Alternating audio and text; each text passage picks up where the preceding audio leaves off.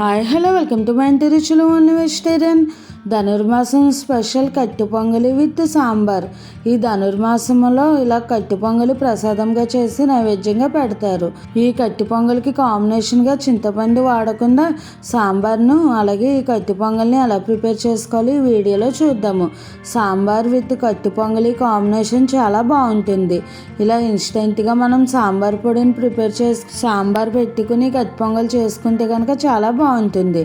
ఇది మనకు బ్రేక్ఫాస్ట్లోకి, dinner, lunch దేంట్లోకైనా కూడా చాలా బాగుంటుంది. చింతపండు వాడటం లేదు కాబట్టి సాంబార్ కూడా చాలా టేస్టీగా ఉంటుంది, అలాగే హెల్త్కి కూడా మంచిది. ముందుగా ఈ సాంబార్ని ఎలా ప్రిపేర్ చేసుకుందామో చూద్దాము. ముందుగా సాంబార్ కోసం సాంబార్ పొడిని ప్రిపేర్ చేసుకుందాం. సాంబార్ పొడి కోసం ఒక 1/2 టీ స్పూన్ మిరియాలు, అలాగే 1/2 టీ స్పూన్ మెంతులు, 2 టీ స్పూన్స్ శనగపప్పు, 1 టీ స్పూన్ మినపప్పు, అలాగే 1 టీ స్పూన్ కందిపప్పు, ఒక 1/2 టీ స్పూన్ వరకు జీలకర్ర, కారానికి తగినట్టుగా ఎండుమిర్చి, ఒక 2 రెమ్మల వరకు కరివేపాకు. ఇప్పుడు వీటిని అన్నిటినీ కూడా ఒక ప్యాన్లోకి వేసుకుని మీడియం ఫ్లేమ్లో డ్రై రోస్ట్ చేసుకోవాలి. హై ఫ్లేమ్ పెడితే కనుక ఈ తాలింపు దినుసులు సరిగా ఫ్రై అవ్వవు.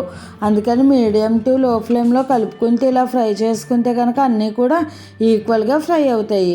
ఇలా కలుపుతుండగానే మనకి ఇవి కొద్దిగా కలర్ చేంజ్ అయ్యి కమ్మటి వాసన వస్తుంది.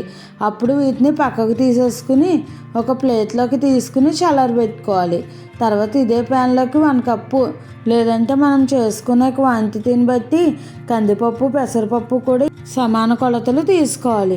నేను ఒక 1/2 కప్పు వరకు కందిపప్పు, అలాగే 1/2 కప్పు వరకు పెసరపప్పుని తీసుకున్నాను. ఇప్పుడు వీటిని కూడా డ్రై రోస్ట్ చేసుకోవాలి. అప్పుడు మనకు సాంబార్ కమ్మటి వాసన వచ్చి చాలా బాగుంటుంది. ఇవి జస్ట్ అలా కొద్దిగా వేడయ్యి పప్పు కాస్త వేడైతే సరిపోతుంది. మనం చేతితో పట్టుకోగలిగినంత వేడిగా ఉంటే కనుక ఈ పప్పు ఫ్రై అయిపోయినట్టే.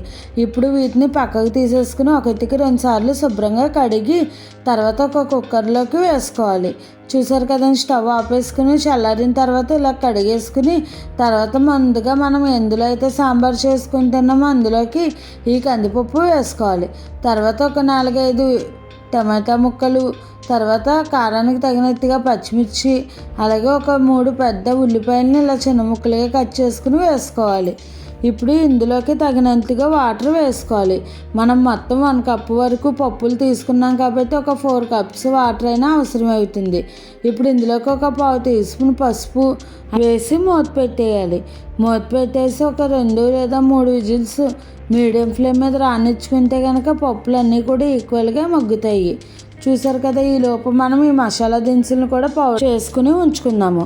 ఒక చిన్న మిక్సీ జార్ తీసుకుని అందులోకి మనం వేయించుకున్న ఈ మసాలా దినుసులు వేసుకుని మెత్తగా గ్రైండ్ చేసుకోవాలి. చూసారు కదండి, మనకు సాంబార్లోకి సాంబార్ పొడి ఇన్స్టెంట్గా ప్రిపేర్ అయిపోయింది.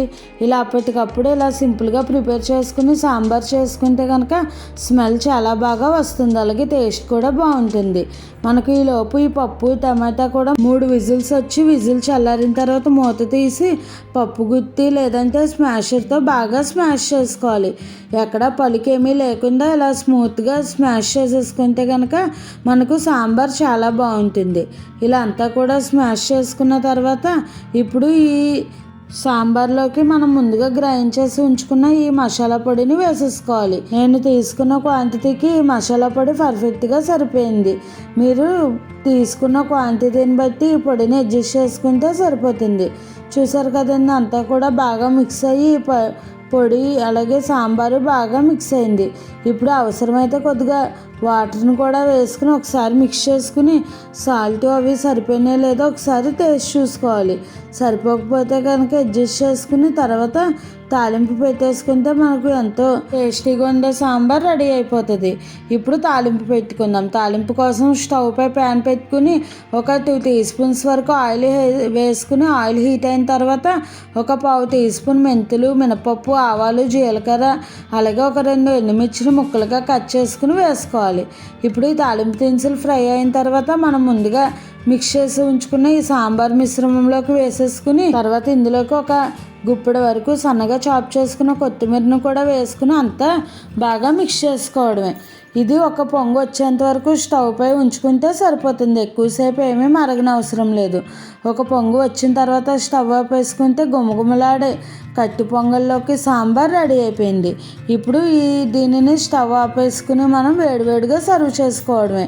ఇప్పుడు మనం ఎంతో కమ్మగా ఉండే కత్తి పొంగల్ని ఎలా ప్రిపేర్ చేసుకోవాలో వీడియోలోకి వెళ్దాము. ముందుగా ఒక కప్పు వరకు రైస్ని తీసుకోవాలి. అలాగే ఏ కప్పుతో అయితే రైస్ తీసుకున్నామో అదే కప్పుతో అయితే ఒక హాఫ్ కప్పు వరకు పెసరపప్పుని తీసుకుంటే కొలత సమానంగా సరిపోతుంది. ఇప్పుడు ఈ రెండింటిని కూడా బాగా వాష్ చేసుకోవాలి. 1-2 సార్లు శుభ్రంగా కడిగిన తర్వాత మనం ఒక కుక్కర్లోకి పప్పు బియ్యాన్ని వేసేసుకోవాలి. వాటర్ అంతా కూడా డ్రైన్ చేసేసుకుని పప్పు బియ్యం ఒకటి వేసుకుని మనం తీసుకున్న 1.5 కప్పు క్వాంటిటీకి 4.5 కప్స్ వాటర్ వేసుకోవాలి. అంటే 1:3 రేషియోలో తీసుకుంటే సరిపోతుంది. చూసారు కదండి, అంతా కూడా ఒకసారి బాగా మిక్స్ చేసుకోవాలి. ఇలా 4.5 కప్స్ వాటర్ వేసేసుకున్న తర్వాత ఇందులోకి ఒక హాఫ్ టీ స్పూన్ వరకు పసుపును వేసుకోవాలి. తర్వాత టేస్ట్కి సరిపడా సాల్ట్ని కూడా వేసేసుకోవాలి. ఇలా 1.5 టీ స్పూన్ వరకు సాల్ట్ వేసుకుంటే సరిపోతుంది. తర్వాత సన్నగా తురుముకున్న అల్లం తురుమును కూడా వేసేసుకోవాలి. మీకు కావాలి అనుకుంటే ముక్కలుగా కట్ చేసుకుని అయినా కూడా వేసుకోవచ్చు. లేదంటే ఇలా తురుము కింద వేసుకుంటే పిల్లలు కూడా తింటారు కాబట్టి నేను తురిమి వేస్తాను. నెక్స్ట్ ఇప్పుడు 3-4 పచ్చిమిర్చిని కూడా ముక్కలుగా కట్ చేసుకుని వేసుకోవాలి. తర్వాత ఒక హాఫ్ టీ స్పూన్ మిరియాల పొడి అలాగే 1 టీ స్పూన్ నెయ్యిని వేసుకుని అంతా కూడా ఒకసారి బాగా మిక్స్ చేసుకోవాలి. తర్వాత మూత పెట్టేసుకుని ఒక 3 విజిల్స్ రానిచ్చుకుంటే మనకు పప్పు బియ్యం కూడా పర్ఫెక్ట్గా ఉడికిపోతాయి. ఇప్పుడు 3 విజిల్స్ వచ్చి విజిల్ అంతా కూడా ఆవిరి చల్లారిన తర్వాత మూత తీసి ఇప్పుడు ఈ కత్తి పొంగలికి కూడా తాలింపు పెట్టుకుందాము. తాలింపు కోసం స్టవ్ పై ప్యాన్ పెట్టుకుని ఒక 2 టీ స్పూన్స్ వరకు నెయ్యిని వేసుకోవాలి. కత్తి పొంగలికి ఎప్పుడు కూడా నెయ్యి తాలింపే బాగుంటుంది. నెయ్యి వేసుకున్న తర్వాత ఒక 10-15 వరకు జీడిపప్పు పలుకులు అలాగే తాలింపు దినుసులు కూడా వేసుకోవాలి. శనగపప్పు, మినపప్పు, ఆవాలు, జీలకర్ర తాలింపు కూడా వేసుకుని ఇందులోకి దంచి పెట్టుకున్న ఒక 10 వరకు మిరియాల గింజల్ని ఇలా దంచుకుని వేసుకోవాలి. ఇప్పుడు ఇందులోకి మనం ఒక 2 ఎండుమిర్చిని ఇలా ముక్కలుగా కట్ చేసుకుని తర్వాత 2 రెమ్మల వరకు కరివేపాకును కూడా వేసుకుని అంతా కూడా ఒకసారి బాగా మిక్స్ చేసుకుని ఫ్రై చేసుకోవాలి.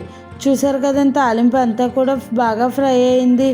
ఇప్పుడు ఇలా ఫ్రై అయిన ఈ తాలింపుని మనం ముందుగా మిక్స్ చేసి ఉంచుకున్న కత్తి పొంగల్ మిశ్రమంలోకి వేసేసుకుని అంతా ఒకసారి మిక్స్ చేసుకోవడమే. అంతేనండి, కత్తి పొంగల్ రెడీ అయిపోయింది.